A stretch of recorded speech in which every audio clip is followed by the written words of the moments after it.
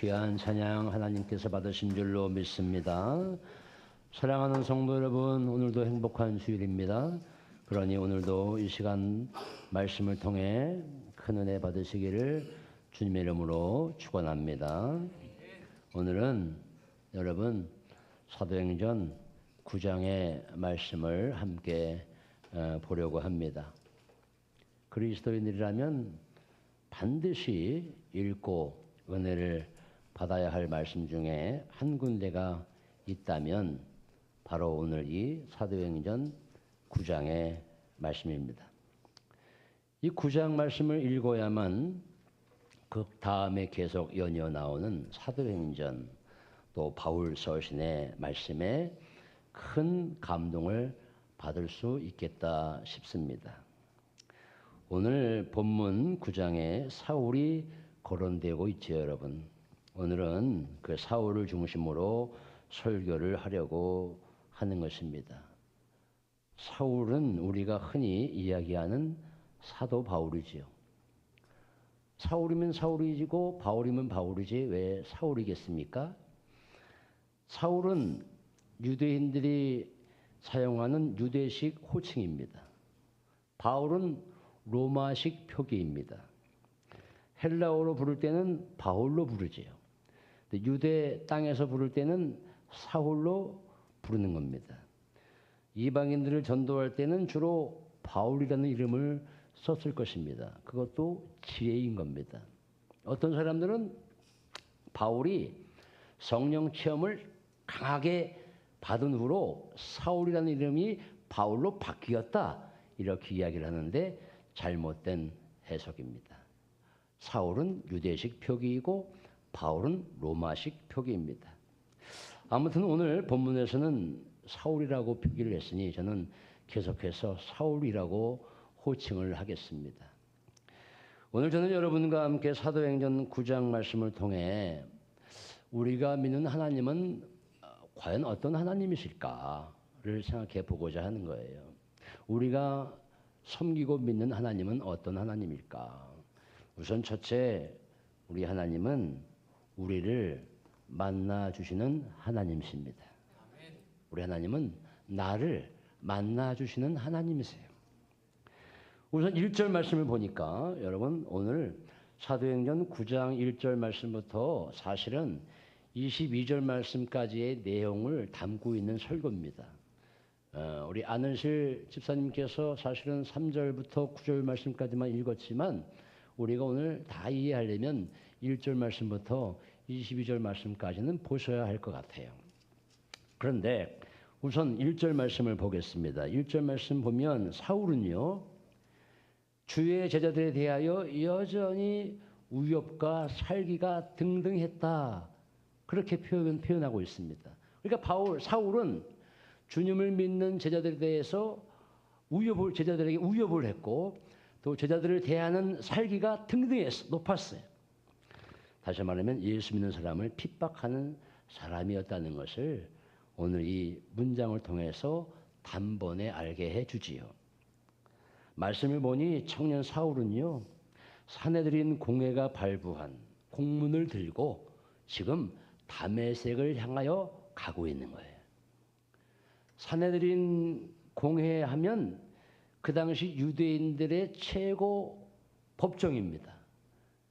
유대인 사회에서의 최고 의결 기관입니다. 그 사내들인 공회가 발부한 공문의 내용은 예수 믿는 사람들을 체포하여 호송하라는 그 공문이에요. 그 공문을 들고 오늘 사울은 다메섹을 향하여 가고 있는 거예요. 여러분, 다메섹은 어디일까요? 다마스커스라는 지역입니다. 이스라엘 땅을 보게 되면 저는 항상 이 설교 중에 설교를 돕기 위해서 말씀을 잘 이해하기 위해서 항상 지도를 항상 펴놓고 분석을 합니다. 과연 이 다메섹은 어디일까? 다마스커스는 어디일까? 이스라엘 북쪽에는요 홀몬산이 있습니다. 홀몬산 여러분 들어보셨죠? 홀몬산. 이 홀몬산은 이스라엘 북쪽 레바논 시리아 국경에 있는 산입니다. 설산입니다. 설산. 그 홀몬산에서 그 눈이 녹아내린 물이 계곡을 따라서 쭉 모여지게 되는 첫 번째가 갈릴리 바다입니다. 갈릴리는 바다가 아닙니다. 호수예요. 그런데 우리는 항상 갈릴리 바다라고 얘기를 합니다. 너무 넓기 때문에 호수라고 말하기도 뭐하고 해서 항상 갈릴리라고 얘기하는 것 같아요. 그 홀몬산은 이스라엘의 북쪽 시리아와 레바논의 국경 지역에 있죠. 홀몬산 넘어 저 시리아 땅 북쪽에 다메섹이라는 동네가 있습니다. 다마스커스라는 지역이 있지요. 사울은 지금 예수 믿는 사람을 호송하는 공문서를 가지고 저 멀리 홀몬산 넘어 다메섹으로 가는 중이에요. 사울은 사실 주님을 만나게 된 것이 기가 막힌 일이고 굉장한 사건입니다. 사울이 그 다메섹을 향하여 공문을 들고 가다가 그만 주님과 맞닥뜨립니다. 주님을 만나게 됩니다. 주님을 만난 것은 정말 굉장한 일이고 충격적인 일인 거예요. 사도행전 9장의 3절의 말씀이 바로 그와 같은 내용이 잘 나와 있는 거예요. 3절 말씀을 보면 잘 알 수 있죠. 한번 보시겠습니다. 다메섹에 가까이 왔을 때에 사울이 다메섹에 가까이 왔을 때에 호련히 하늘로부터 빛이 그를 둘러 비추는지라. 굉장한 사건이죠. 충격적인 사건입니다. 지금 사울은 어떤 사람이에요? 예수가 메시아인 것을 부정한 사람이에요.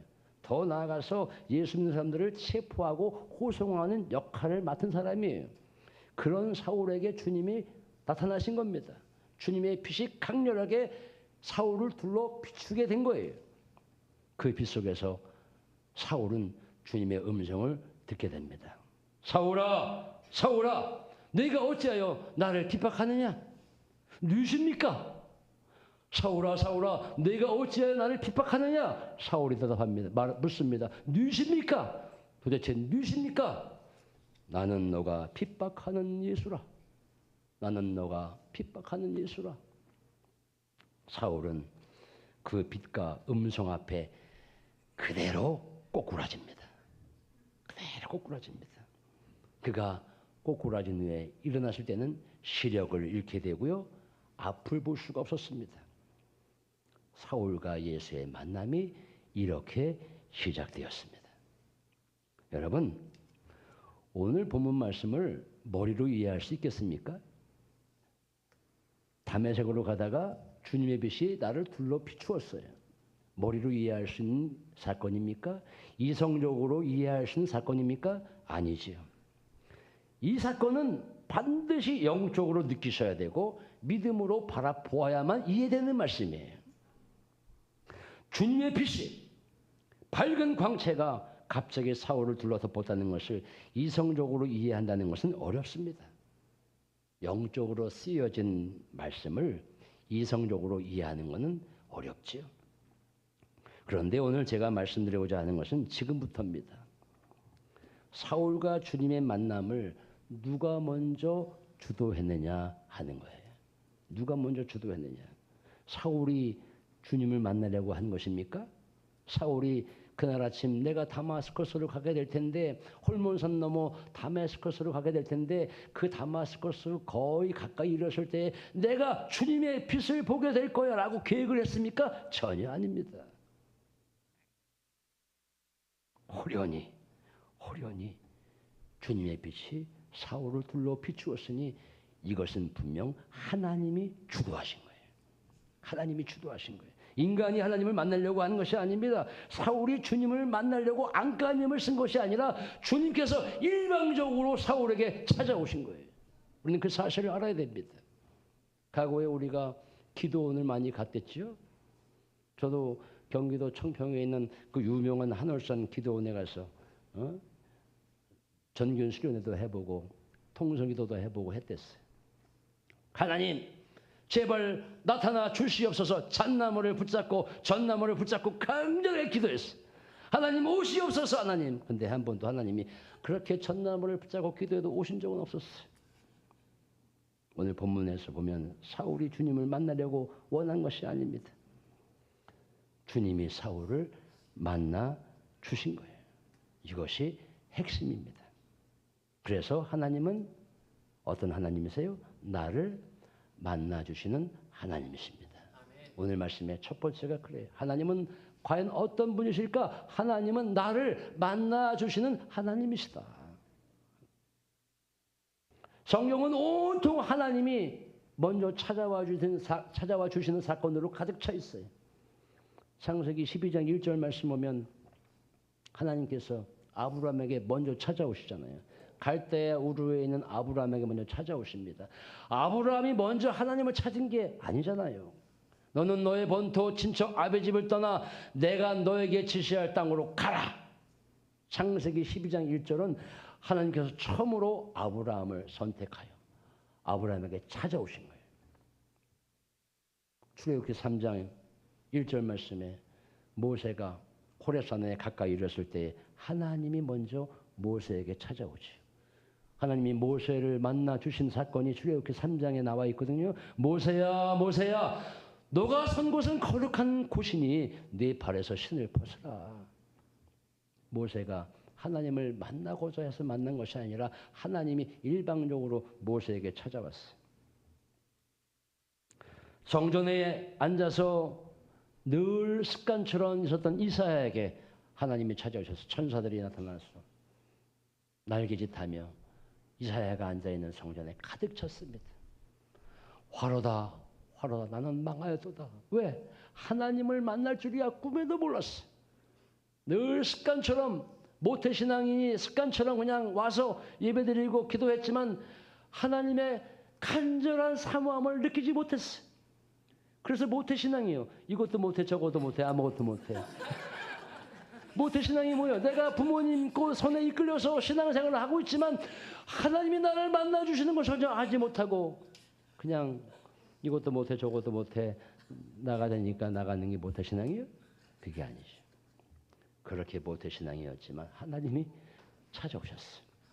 나를 보내소서. 내가 여기 있습니다. 나를 보내주시옵소서. 하나님이 먼저 찾아와 주신 거예요. 예수님이 12제자를 부르실 때도 마찬가지죠. 그물로 물고기를 놨던 베드로에게 찾아갔고 세간에 앉아있던 마태에게 먼저 찾아가셨어요. 나를 따르라. 나를 따르라. 그러면 여러분 우리가 하나님이 나에게 찾아오시도록 하려면 무엇을 어떻게 해야 합니까? 나를 열어 놓아야 합니다. 나를 개방해 놓아야 합니다. 주님 오시옵소서. 내 생각을 다 내려놓을 테니 오시옵소서. 말씀을 듣다가도 하나님 만나게 하시고 말씀을 읽다가도 하나님 만나게 하시고 찬양을 하다가도 은연중 주님을 만나게 하시고 내가 기도하던 중에 주여 나의 마음에 그렇군요. 하나님 이것은 하나님의 뜻이군요. 그렇게 하나님을 만나셔야 합니다. 나를 개방해야 됩니다. 나를 꼭 잡아두고 오지 마세요. 오지 마세요. 나 하나님 만나면 큰일 납니다. 이렇게 하는 것이 아니라 하나님 만나기를 원합니다. 나를 열어 놓으셔야 합니다. 신앙생활은 그렇게 할 때 흥미진진한 겁니다. 하나님과의 만남이 있어야만 흥미진진한 거예요. 기도의 맛을 알아야 기도하는 일이 생명 있는 거다라고 여겨지는 거예요. 그렇잖아요. 찬양의 맛을 아는 호사나 성가대이기에 찬양하는 일이 기쁜 거잖아요.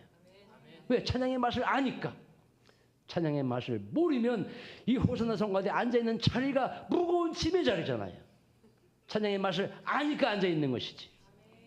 하나님을 만나야 신앙생활이 기쁘게 되는 것이고 믿음생활이 아주 기쁘게 되는 것이고 신명난 믿음생활이 되는 것입니다.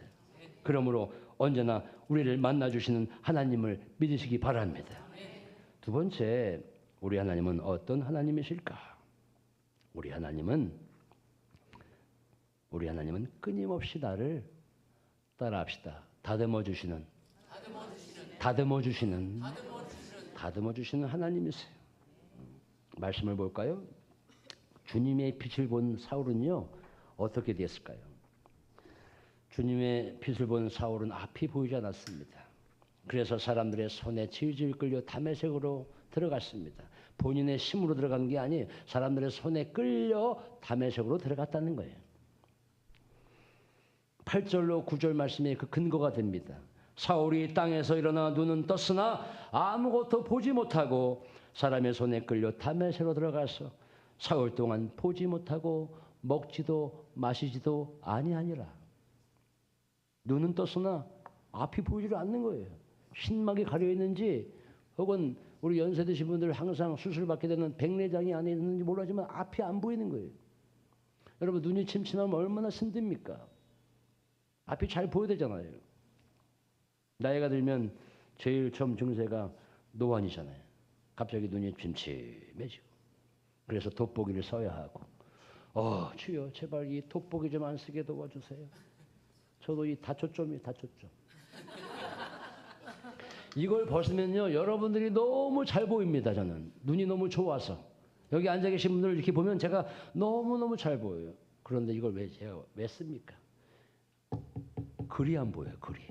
그래서 이걸 써야만 돋보기 역할을 하기 때문에 이렇게 제가 쓰고 있습니다. 제발 다초점을 쓰지 않게 도와주세요. 그냥 기도하고 있습니다. 앞이 잘 보였으면 좋을까? 얼마나 좋을까? 근데 사울은 지금 그런 상황이 아니에요. 아예 밝은 빛을 보았는지 주님의 빛을 보았는지 앞이 캄캄하게 앞이 안 보였어. 하나님이 그의 눈을 안 보이게 하신 거예요. 먹고 싶었지만 먹질 못했어요. 마시고 싶었습니다만 그렇지 못했어요. 식음을 전폐하게 하신 것도 하나님의 역사하심이에요. 하나님의 의도입니다. 하나님의 의도. 앞을 보지 못하게 하는 것도 하나님의 의도입니다. 하나님이 사울을 다듬어 주시기 위해서 앞을 보지 못하게 하신 거고 식음을 전폐시키도록 한 거예요. 그런데 그것으로 끝난 것이 아니죠. 그런 후에 어떻게 되겠습니까? 주님은 그런 사울에게 귀중한 사람 한 사람을 붙여주십니다. 아나니아라고 하는 사람을 붙여주십니다. 아나니아는 이름도 없는 사람이에요. 12제자가 아닙니다. 12제자가 아니지만 하나님께서 다메섹 그 작은 마을 직가에 하나님께서 아나니아를 예비해 놓았어요. 야, 기가 막히지 않습니까? 저 헐몬산 넘어 다메섹 아무도 없는 땅인 줄 알았는데 거기에 하나님께서 아나니아를 숨겨놓고 계신 거예요. 놀라운 비밀이지요. 어디에 가나 우리 주님은 당신의 종을, 당신의 일꾼을 예비해 놓고 계시구나. 이게 비밀입니다. 여러분 해외여행을 가보셨죠? 해외여행 가보면은 느끼는 것이 있어요. 아유, 그 나라의 좋은 문화, 정치, 또 환경, 생활 습관 다 볼 수 있죠.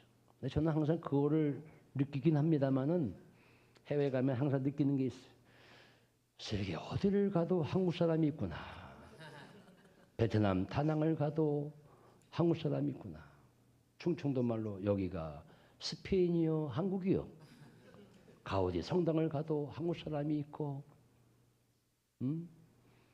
베트남 다낭을 가도 한국 사람이 있고, 이게 도대체 다낭이요, 한국이요. 이게 파타야요, 혹은 우리 한국이요. 어디 가나 한국 사람이 있어요.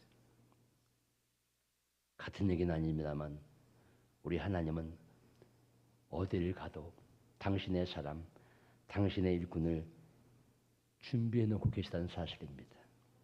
그래요. 하나님은 다메섹에도 조용히 믿음을 지켜가며 살아갔던 아나니아를 예비해 놓고 있었던 것입니다. 그 주님은 아나니아에게 환상 중에 이렇게 말씀을 주셨습니다. 우리 안 집사님께서 9장 11절 말씀을 한번 읽어봐 주시죠. 주께서 이르시되 일어나 직가라 하는 거리로 가서 유다의 집에서 다섯 사람 사울이라 하는 자를 찾으라. 그가 기도하는 중이니라. 아멘. 주님께서 아나니아에게 말합니다. 직가라는 거리로 가서 유다의 집에 머물고 있는 사울을 만나라. 그가 지금 기도하는 중에 있다. 그가 지금 기도하는 중에 있다. 그러면서 하시는 말씀이 12절 말씀인데요. 12절 말씀에 뭐라고 나와 있냐면 이미 사울이 기도할 때에 내가 사울에게 환상으로 보여주었다. 아나니아 너가 들어가게 되면 그 사울이 눈이 떠지는 것을 이미 내가 사울이 기도할 때 사울에게 환상으로 보여줬으니 가서 안수해라. 가서 안수하면 사울의 눈이 띄어질 것이다. 아유, 아나니아가 인간적인 마음이 들었습니다.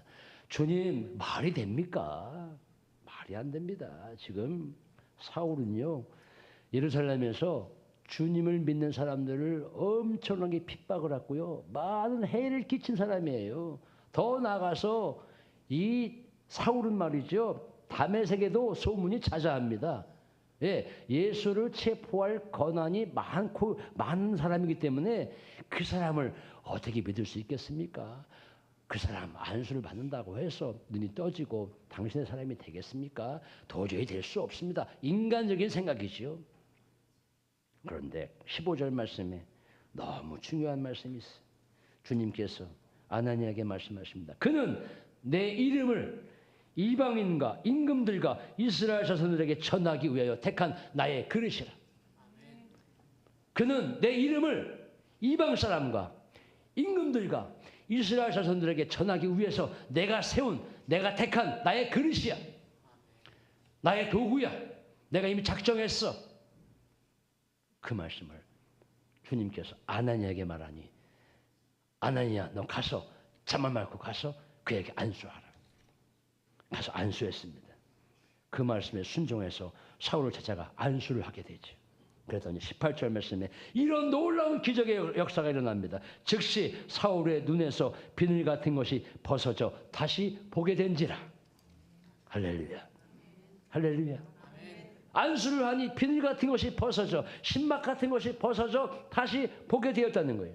그리고 세례를 받고 음식을 다시 먹음에 강건하여졌더라. 사울이 드디어 새 사람이 되는 순간입니다. 하나님이 사울을 다듬어 주신 거예요.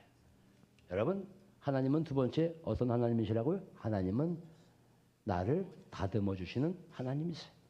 하나님은 사울을 다듬어 주셨어요. 오 주여, 나에게 의심의 비늘이 있습니까? 나에게 어떤 것을 믿으려고 할 때 의심합니까? 주의 말씀이 들려올 때 자꾸 의심이 듭니까? 오 주여, 나에게 이 의심의 비늘을 벗겨주십시오. 나에게 부정적인 비늘이 있습니까? 주여, 이 부정적인 비늘을 나에게 좀 벗겨주십시오. 나에게 자존심이 있습니까? 나에게 우월감이 있습니까? 나에게 열등감이 있습니까? 나에게 나태함이 있습니까? 게으름이 있습니까? 이런 비늘들을 하나님 제발 좀 벗겨주십시오. 나에게 이성의 비늘이 있습니까? 왜? 내가 머리로 이해되지 않는 것은 난 안 믿겠다. 이런 주장이 있습니까? 오 주여, 이런 이성의 비늘도 나에게 벗겨주십시오. 기도하십시오. 기도하십시오. 저도 항상 기도하고 있습니다. 어떤 기도하고 있습니까? 주여, 저는 아직 노도코 목사인 저도 아직 새 사람이 안 되었습니다. 저는 계속 ING입니다. 혈기가 아직 남아 있습니다. 하나님, 이 혈기를 제발 치워주시고 이 혈기의 비늘을 제발 제거해 주시고 온유함으로 살게 도와주옵소서. 계속 하나님은 나를 공사하고 계셔. 공사 중이에요. 공사 중. 그러므로 하나님은 나를 다듬어 주십니다. 우리 하나님은 나를 다듬어 주시는 하나님이신 줄로 믿으시기 바랍니다. 아멘. 마지막 세 번째, 우리 하나님은 나를 사명 감당하는 제자로 삼아 주십니다.